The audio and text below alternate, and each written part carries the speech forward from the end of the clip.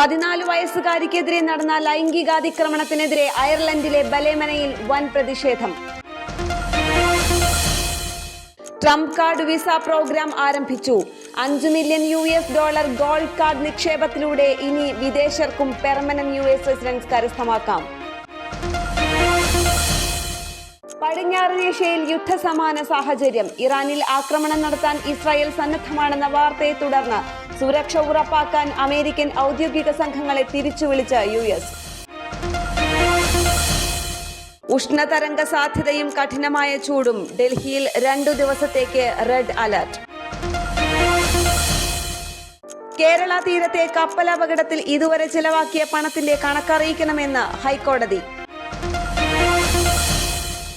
പുരോഗതിയുണ്ടെങ്കിലും ഇനിയുമേറെ ചെയ്യാനുണ്ടെന്നും പരിശ്രമം വേഗത്തിലാക്കണമെന്നുമുള്ള ആശയവുമായി ഇന്ന് ബാലവേല വിരുദ്ധ ദിനം.